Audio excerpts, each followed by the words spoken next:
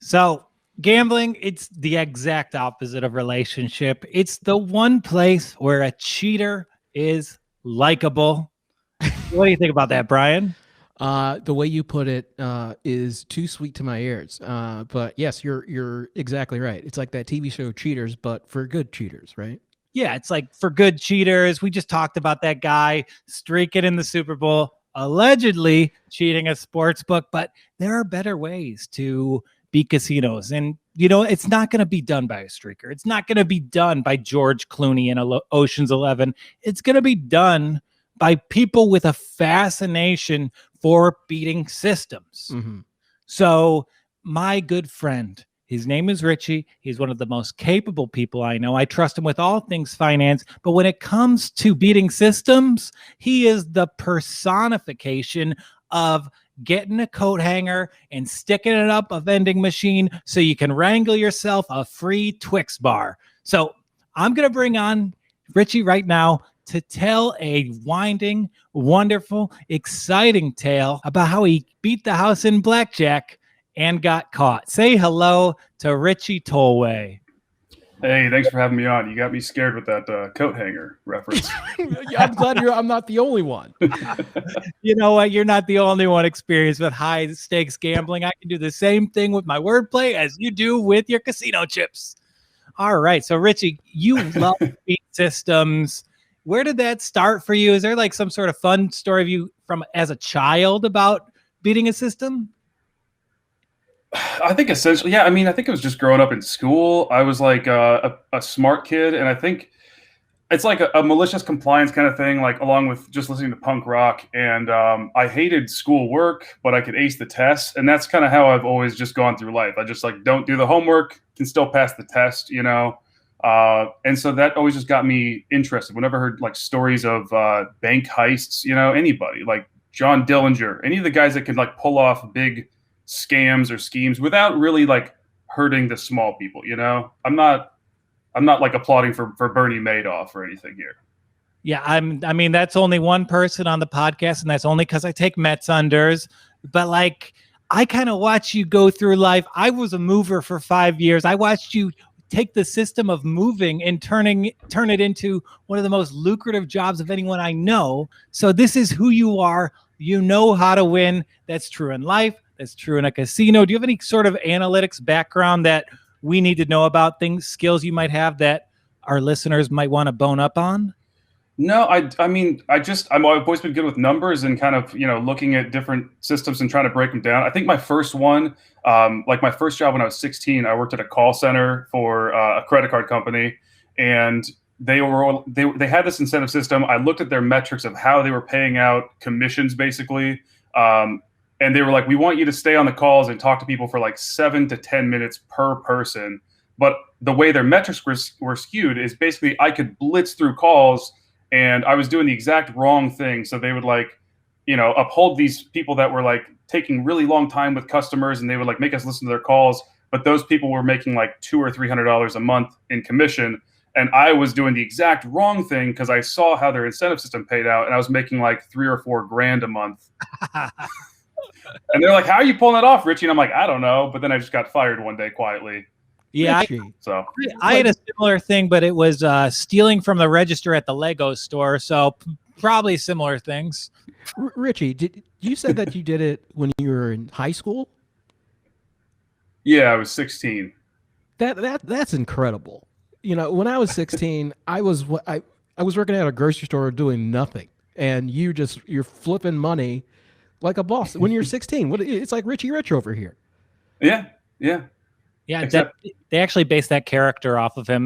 Not because of this. He just grew up with a McDonald's in his house. But there are legal ways you can beat a system and won't get fired. What's a legal way you can come at a casino, Ritchie? Sure. So, I mean, basically to understand, blackjack, everybody knows the game, but essentially when there's, the difference is that the dealer will always keep taking cards where the players have to act first. That's the big, knock against the players in blackjack is that they have to act first, and the casino gets to act with a straightforward set of rules and they're going to keep drawing cards. So when there's a bunch of those lower cards in the deck, that's when the casino has an even higher advantage. Okay, so this isn't based on the game itself. This isn't based on the loophole. This is based on how a dealer has to behave at the blackjack table? Yeah, the casino operates on one set of rules no matter what, whereas the players react with emotion. They're worried. They're trying to guess what the dealer has. Everything that the dealer does is very straightforward, and they bank on that. So like if you play a perfect game of blackjack, if you know just exactly when you're supposed to hit and split and stand and all that stuff, the house has an edge of like 0.5%. And they're totally cool with that because they deal millions of hands of blackjack, and they know that they're just, for every dollar you put down on the table, they're going to take a nickel of that and only pay back 95 cents of it.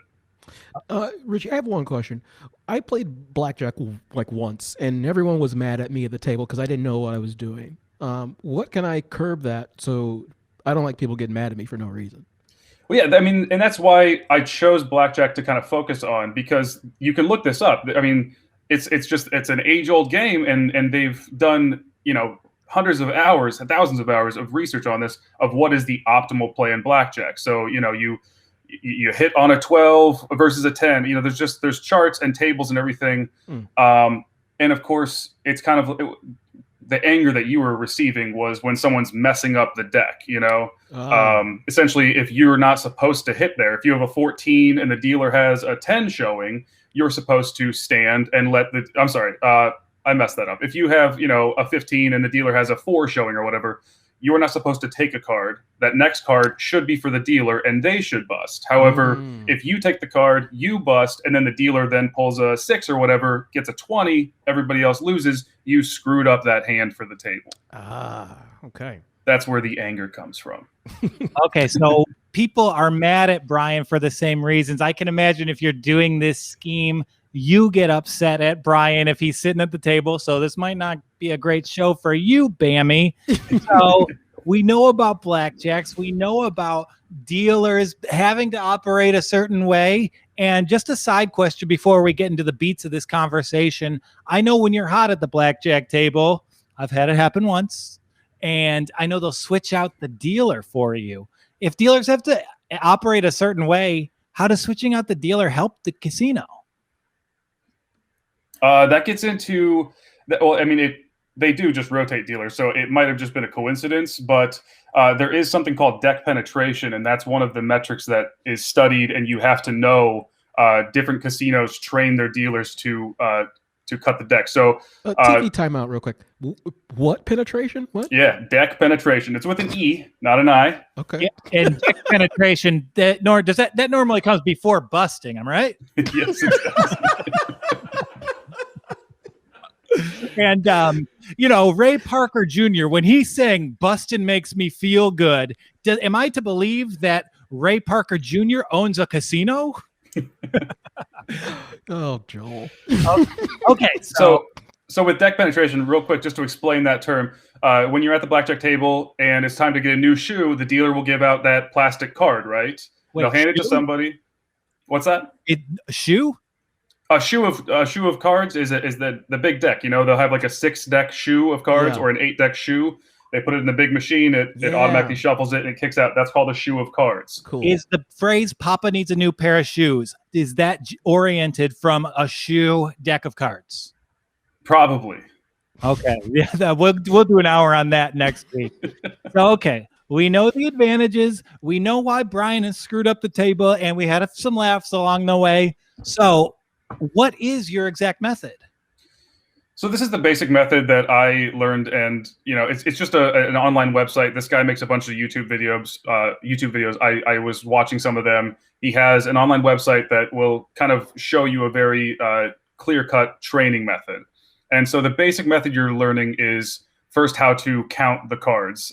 That's what everybody refers to as the big card counting. It's very simple, actually. It's this method is any 10, Jack, Queen, King, or Ace that comes up, you're going to take away 1. Any 7, 8, or 9, you're going to not do nothing. That's a 0. Mm-hmm. And anything 6 or below is going to be a +1. So as they're dealing out cards, you have to just keep a running count of that's a +1, -1, and keep the the count going. Ah. So somewhat simple. That's where you really start off when you're like learning this. You just go through decks of cards and count it. At the end of the deck, you should have 0. It should like balance out. Okay, so this method of counting, you're doing it off YouTube, you're practicing. What was your routine to get this skill down? Because you're not allowed to have a pencil or paper at a casino at a blackjack table. Yeah. And you need to have all these figures Rain Man style in your head. Like, what was the level of preparation? I mean, before I took it to the casino, I studied probably 50 to 60 hours. Okay. And it's dedicated. It does take a lot. So the actual math you're doing at the table is very simple. It's all addition, subtraction. You get into a little bit of division, and then the rest of it is memory and knowing exactly what to do in what situations. Because again, so how I referred back, the dealer has a better advantage when there's more low cards in the deck. So once you're getting rid of those, when I see a bunch of 2s, 3s, and 4s comes out, it's going to raise my number higher. I know when I have a higher number, I am at a better advantage. And that's when I start upping my bet sizes and even changing how I play the game. So that basic strategy that I was referring to with Brian earlier that he needs to learn so he stops pissing people off, you actually change that and you will start diverting from basic strategy if, say, the count is astronomically high and you know that there are a bunch of 10s out there. You will actually start deviating from normal strategy in order to have a higher expected value play. Okay, Awesome. so off that, you're saying that certain conditions will make you change your strategy. When you're pivoting the way you play, how many other gameplay styles are there for you? It's not a style. You just, you might take some heat and you have to learn how to defend that heat. When all of a sudden you're taking a card that you should be taking, you're splitting or doing something that's a little bit odd. And that's honestly what the dealers are trained to watch out for. So you'll hear, splitting 10s or whatever, they'll call that out. The floor manager is back there. And whenever, you change up, if you've been playing with $10 chips and all of a sudden you throw down $100 on a hand, they'll say check, change, black. And that tells the floor manager, hey, start watching this guy over here. I might have some weird playing deviations from my table over here. Or if you're, splitting 10s or whatever, they call back to the floor to alert them to start watching you. So my takeaway is you running like a very complicated math intensive scheme is the same to a casino as Brian playing for the first time. You can disguise it, yeah. I mean, and if you've seen the movie 21 or it was based off that book Taking Down the House, is you would essentially the most optimal way that you can run a blackjack card counting thing is with a team. And that's so that I can sit there, I can be the weird, nerd that's not talking to anybody because I'm running all the numbers. And once there's a very optimal play, rather than drawing attention to myself and being the guy that went from a $10 bet to all of a sudden betting several hundreds of dollars, I can signal my person over. They're the drunk, rich idiot that's going to come over and slam 5,000 on the table, no questions asked, because they're just the drunk idiot. Yeah, and it's interesting you say 21. I did want to watch that with my comic friends, but Chris D'Elia said he wasn't interested in anything over 16, so I don't know what he meant by that. Aren't you proud of me for making a Predator joke out of the movie 21 and it not being about Kevin Spacey? Great work. I like how you want acceptance from this. I went the road less traveled. I'm Robert Frost of gambling, baby. Oh my God. Hey, but okay. So there's set times with playing blackjack. Is there like a set amount of intervals? Is there like a certain time window you're approaching? Like time of day that I would play at, or how many hours? Like how long is a chunk to you're watching the deck, you're seeing the deck evolve. You've flagged that, maybe people will sit down. They're going to be at a disadvantage because they won't know the context. So when you're approaching this, is it like a 2-hour window for this strategy to unfold? What's the window to like unfurl this plan?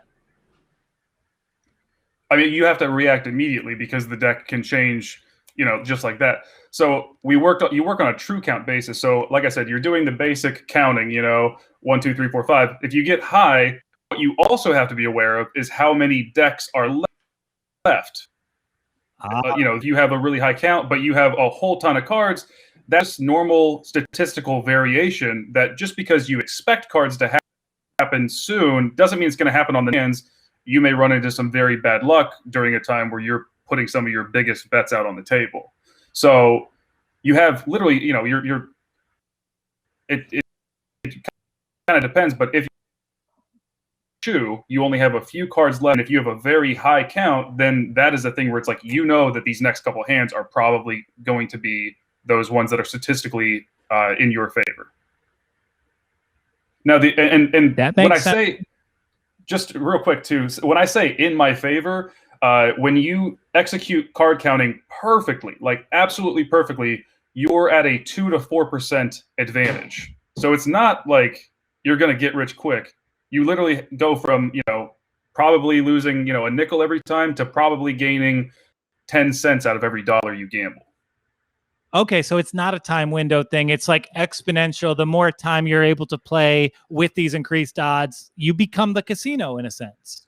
You become the casino. And that is what is so difficult, is being perfect all the time, because your little mistakes, you lose the count, anything like that, you have to get up and walk away, because you can't just keep playing through it when you don't have the count, or else you're now playing their game with an expected value on their side of the line. See, and silly me, the last time I tried to become a casino, I had to go to a hospital for swallowing that slot machine. Now, my last question, why is this legal?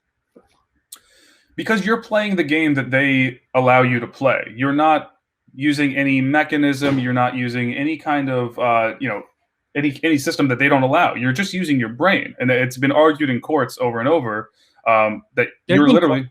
Over this? Sorry, that's crazy. Court cases? Oh, yeah, absolutely. Oh, wow, that's amazing. So people would win chips, and then the casinos would not want to cash out those chips, and they would say, no, you have to. They're doing exactly what you allow them to do. They're not bringing in any paper or pens or magnets or anything else. There's no sleight of hand going on. They're literally just, becoming these little supercomputers and just tracking everything that's been happening, and changing their bet sizes to benefit themselves. But it's the rules that the casinos have put. It's they've stopped paying. A lot of places have stopped paying 3-2 on blackjack. They'll pay 6-5. That instantly kills it. You can't play that game. You can't win money at that game. And Vegas, they don't really do 3-2 anywhere on blackjack, do they? Where can we find 3-2 blackjack still in 2021? It's the smaller casinos, usually the ones that don't get hit, and that's why you hear about it. You literally try to go in and like rush a casino, get in for a couple hours, get in a couple hours of play, and then get out before they catch you, because they are looking out for it. They know, and I mean it's such BS, because the second that they track you, the second that they say this guy's playing a game that we lose 1% on, is the second they're like, you're out, we're done, we don't want your action. They have the right to refuse service to anybody. They're not going to get you arrested. They're not going to cut your hands off, but they are just going to say leave. And you can't do anything about it. Wow.